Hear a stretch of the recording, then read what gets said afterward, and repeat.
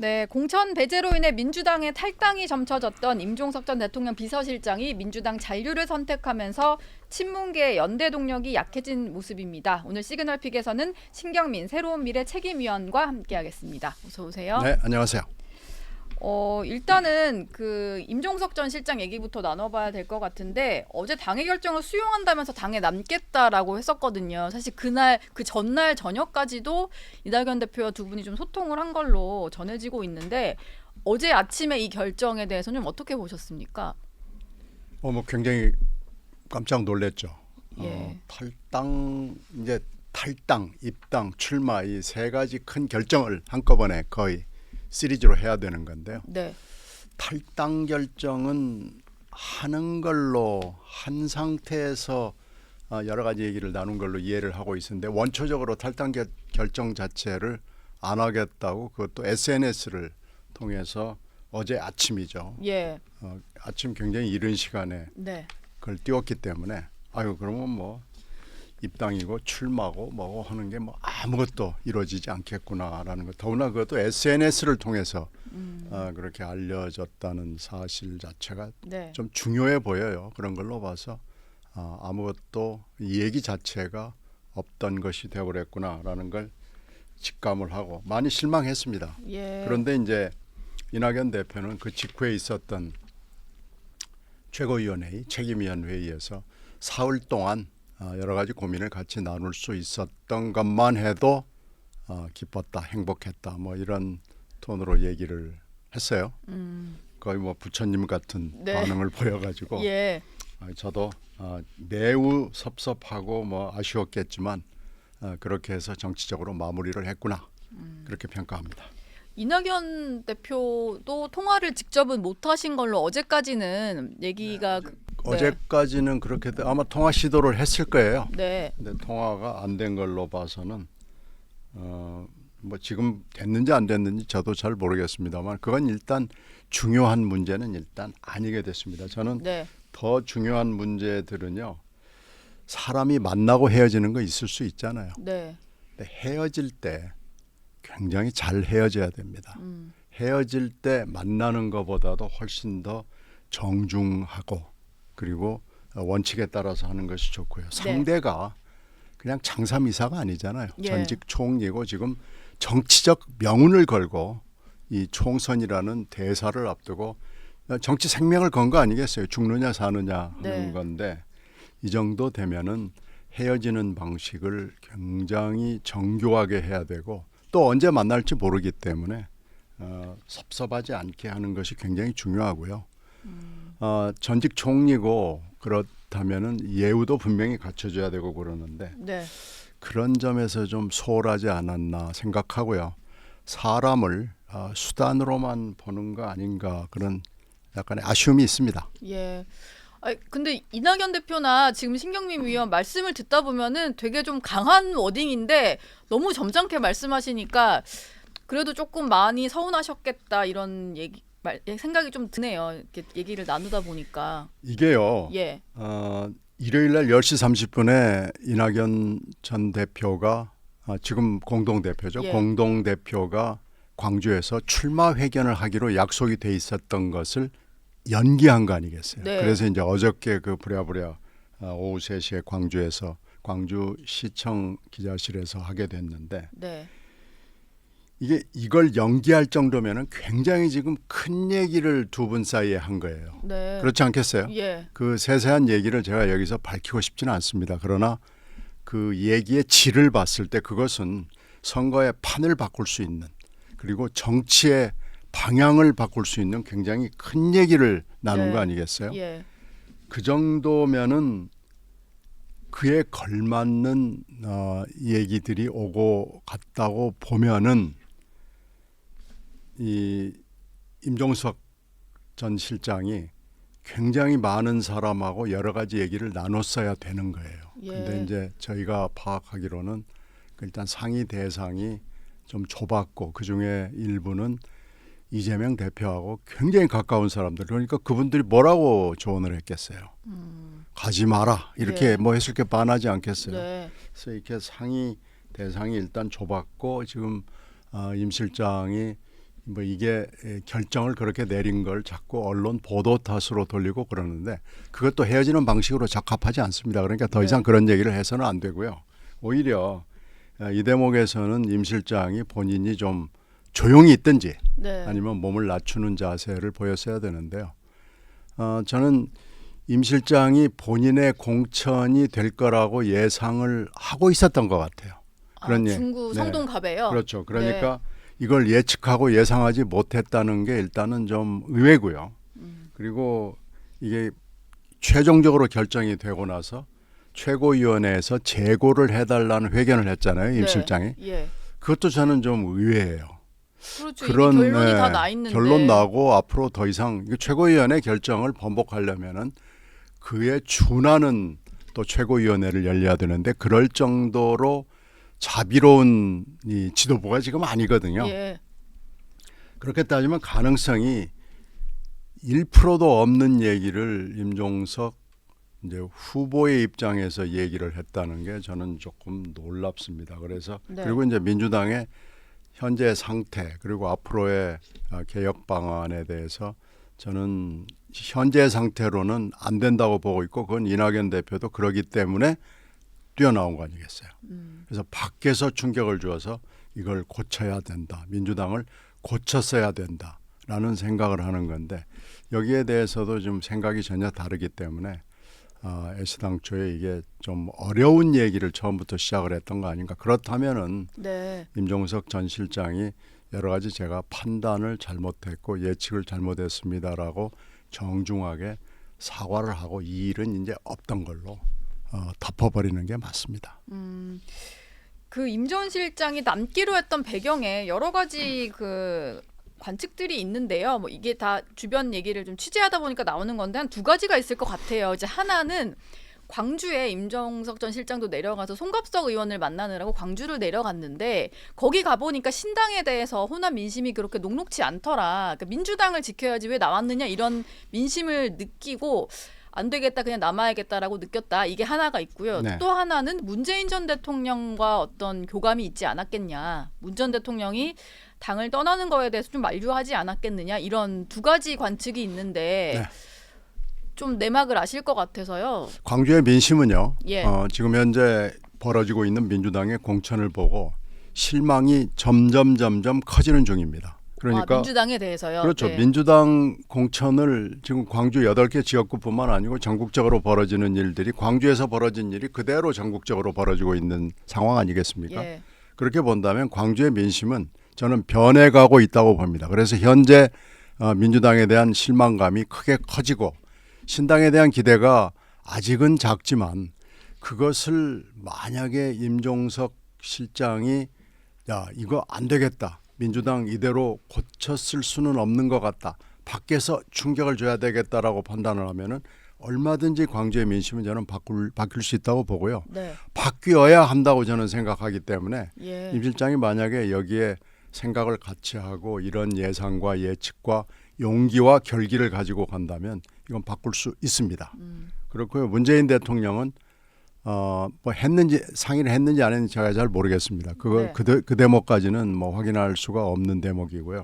근데 지금 어저께 월요일 날 만났던 홍영표 의원에게는 전혀 다른 톤의 얘기가 오고 간 걸로 제가 얘기를 듣고 있기 때문에 문재인 전 대통령이요. 네, 문재인 예. 전 대통령이 양산을 찾아간 홍 의원에 대해서 여러 가지 정치적으로 매우 의미 있는 얘기를 한 걸로 제가 얘기를 듣고 있어요. 네. 그렇게 따지면은 문재인 대통령이 임 실장에게도 했다면 똑같은 얘기를 했을 거고 하지 않았을 수도 있고요. 그건 뭐 네. 제가 확인할 수가 없고요. 예. 이번에 임 실장이 상의를 했던 사람들은 좀 좁아요.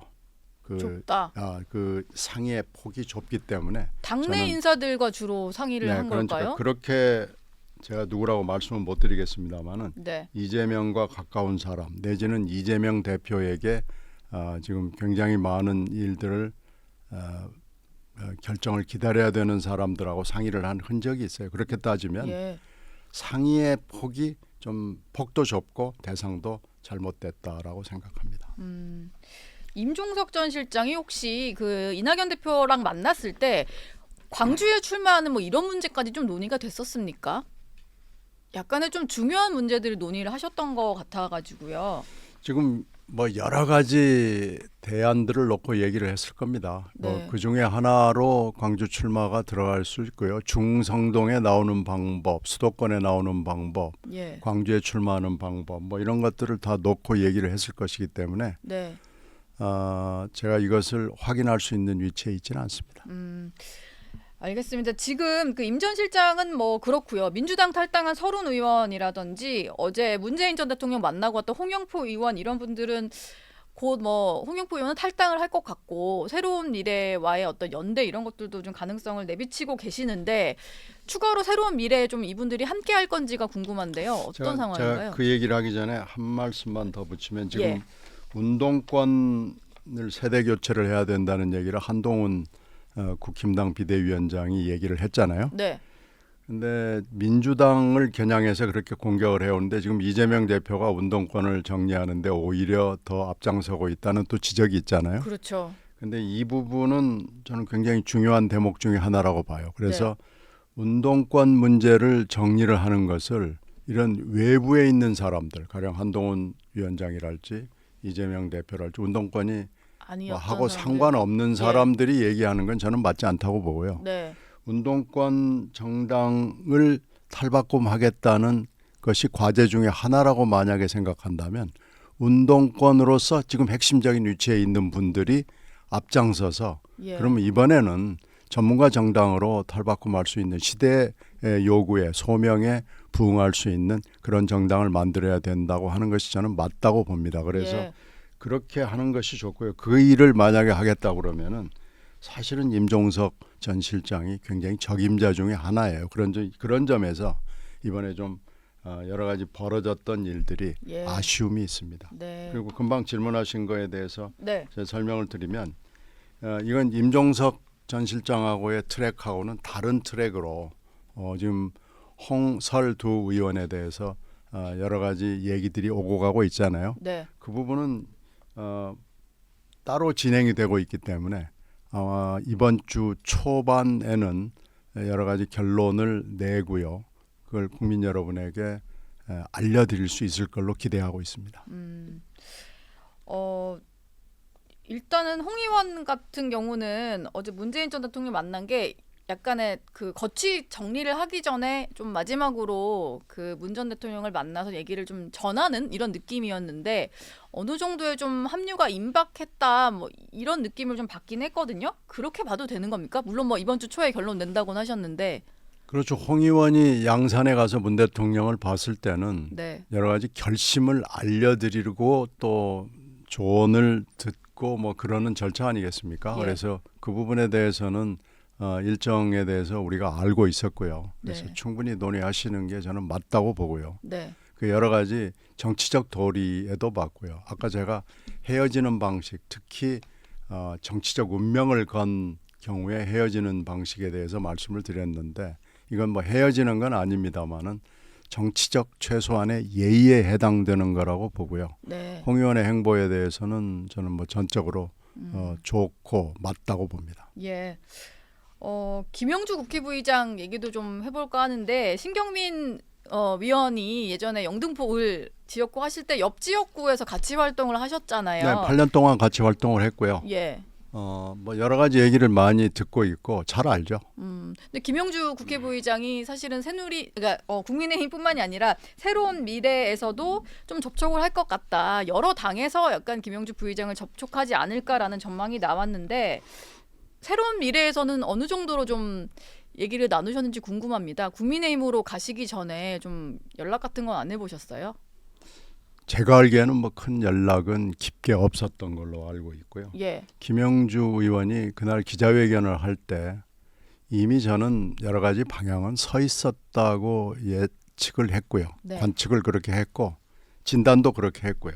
그런 걸로 봐서 김 부의장은 아마 시간을 가지고 여러 가지 정치적 행보를 결정을 했던 것 같고요. 네. 그 정치적 결정과 행보는 시간을 갖고 뜸을 들이고 하는 건 지역구 사정도 있었고 아마 노조와의 관계도 있었고 그래서 지금 벌어지고 있는 일들이 동시다발로 벌어지고 있었던 거 아닌가 생각합니다. 김용주 부의장이 국민의힘에 대해서 일부 민주당 의원들 같은 경우에는 좀 비판적으로 얘기하는 분들도 있더라고요. 신경민 위원 보시기에는 어떻습니까? 좀 납득은 안 되죠. 예. 그리고 지금 왜 0점을 맞았는가? 이 이재명 대표가 이렇게 이상한 웃음을 지으면서 0점 얘기를 한 게 지금 두 번째예요. 박용진 의원도 0점 얘기를 하고 예. 지금 김영주 의원도 0점 얘기를 하고 그러는데 네. 이 대표가 이런 걸 하면은 안 되죠. 그런데 김영주 의원이 0점을 맞은 이유에 대해서도 지금 뭐 해명을 하고 왔다 갔다 논박이 있는 걸 제가 잘 알고 있고요. 네. 그 사안 자체에 대해서 제가 굉장히 잘 압니다. 이건 KBS가 한 2년 전에 네. 주간 다큐를 통해서 이것을 폭로를 했어요. 예. 그래서 저는 관심이 있어서 그 다큐를 쭉 봤는데요. 그 다큐를 쭉 본 사람들의 그 공통적인 평가인데 이건 너무나 똑 떨어지는 얘기이기 때문에 뭐 더 이상 보태고 말 게 없습니다. 그러면은 어찌 보면 신경민 위원은 이재명 대표가 말했던 그 부분 때문에 0점 처리가 된 걸로 안다. 여기에 말이 조금 더 믿음이 간다. 이런 말씀으로 이해를 하면 될까요? 하여튼 그 네. 입사 비리 문제는 네. 지역에서도 소문이 많이 나 있었던 것이고 음. KBS의 그 다큐가 나가면서 사실은 공개적으로 확인이 된 사실인데요. 네. 그 부분을 지금 김영주 의원이 사실이 아니다라고 지금 얘기를 하는 거 아니에요. 근데 KBS 다큐를 보시면 알겠습니다만은 KBS 다큐의 시작이 은행 간부들에 대한 그 은행장을 포함을 해서 은행 회장 뭐 다 포함을 해서 예. 인사 라인에 있는 사람들의 판결문에 기초한 거예요. 그래서 그 부분에 대해서는 논박의 여지가 별로 없습니다.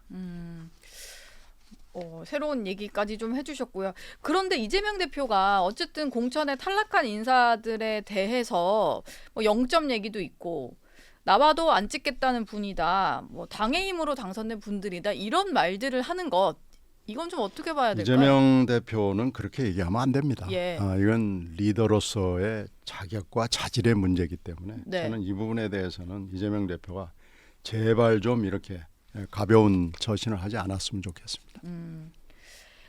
이재명 대표가 일단은 임종석 전 실장이 당에 남기로 하면서 고맙다는 뜻을 밝혔고 뭔가 원팀 행보를 하겠다 이런 입장인 것 같은데 이것은 제가 좀 이재명 대표가 지금 단기적으로는 웃을지 모르지만 예. 임종석 전 실장이 이 이낙연 대표와의 얘기를 번복하게 된 것은 두어 가지 요인이 있겠죠. 첫 번째는 이재명 대표의 사법 리스크가 점점 커지고 총선이 지나고 나면 더 커질 거다라는 예측과 또 하나는 예. 총선 리스크가 지금 굉장히 커진 겁니다. 이 공천이 이렇게 되면서 총선 리스크 때문에 이재명 대표가 과연 대표직을 현재 유지할 수 있을까? 뭐 이런 문제까지 포함을 해서요. 총선 리스크가 이재명 대표에게 하나 지금 더 씌워지는 거예요. 네. 그렇기 때문에 임종석 실장의 입장에서는 여기 당에 남아서 후위를 도모하는 것이 훨씬 좋겠다라고 판단을 한 거로 보기 때문에 예. 단기적으로 이재명 대표한테는 굿뉴스일지만 굿뉴스일 수 있죠. 예. 그런데 장기적으로 보면 그렇게 반가운 뉴스는 아닐 겁니다. 지금 뭐 이낙연 대표야 당을 따로 나가서 새로운 미래를 만드셨고 김부겸 정세균 전 총리 같은 경우에도 계속해서 이재명 대표에게 쓴소리를 하고 있는데 이 대표는 바뀌지 않는 상황이에요. 그러다 보니까 선대위원장을 뭐 거절했다 뭐 이런 얘기도 나오는 것 같고 결과적으로 그 이름값 있는 민주당 쪽 인사들이 아무도 선대위원장 안 맡을 것 같다 뭐 이런 얘기들이 나오는데 어떨까요 아마 실제로? 뭐 예. 가까운 사람이 그 중에도 있죠. 있으니까 아마 이번에 선대위원장 이게 뭐 비대위원장에 가까운 선대위원장이 될 가능성이 매우 높기 때문에 네. 중요한 인사죠. 그렇게 따지면은 이재명 대표에게 매우 우호적이거나 아니면 그 사이에 이재명 대표를 뒤에서 돌봐줬던 사람들 중에서 선대위원장을 뽑을 수밖에 없을 겁니다. 지금 예. 현재 동교동계들 분의 대부분 그리고 전직 총리들의 뭐 다라고 볼 수 있죠. 이분들은 이재명 대표가 일단 각을 세우고 있기 때문에 네. 지금 현재 입장에서 선대위원장에 들어가는 것이 그렇게 쉬워 보이진 않습니다. 그렇게 따지면은 결국 결론적으로 이재명 대표를 그 사이에 돌봐줬던 사람들 이른바 멘토 그룹이라고 할 수 있죠. 예. 이분들 중에서 뽑을 수밖에 없지 않을까요? 이해찬 전 대표라든지 뭐 유시민 전 이사장 뭐 이런 그분들도 분들, 후보 그룹에 들어가겠죠. 예. 새로운 미래 얘기로 마무리를 좀 해볼게요. 이낙연 대표가 어제 광주에서 광주 지역 출마하겠다라고는 했는데 지역구를 정하지 않으셨고 김종민 공동대표 같은 경우도 출마 지역을 아직 얘기를 안 하고 있어서 두 분이 어디로 나갈지가 좀 궁금하더라고요. 그렇죠. 지금 광주가 8개 지역구가 있는데요. 예. 8개 지역구 중에서 지금 현재 이재명 대표에게 불이익을 당한 분들이 몇 분들이 있어요. 예. 이분들하고도 일단 대화를 해봐야 되고요. 그 현재 현역이 비어 있는 지역구가 있고요. 네. 양양자 의원이 떠난 거나 사실 마찬가지이기 때문에. 예. 광주 서구울. 네, 그렇죠. 그리고 또 이낙연 대표에게 매우 우호적인 지역구도 있습니다. 그 지역구를 놓고 지금 예. 몇 개를 놓고 또 몇 개는 안 되는 지역이 있고 이러기 때문에 네. 지금 현재는 한 2-3개 정도로 좁혀 있는 상황이라고 말씀드릴 수 있고요. 예.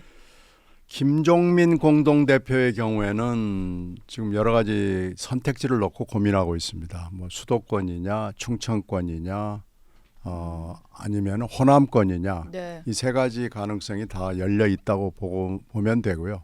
이번 주 안에는 김종민 대표 건도 출마 지역구도 함께 결정을 해서 아마 예. 이낙연 대표의 지역구, 김종민 대표의 출마 지역 이게 거의 비슷하게 앞서거니 뒤서거니 결정이 될 걸로 예상합니다. 예.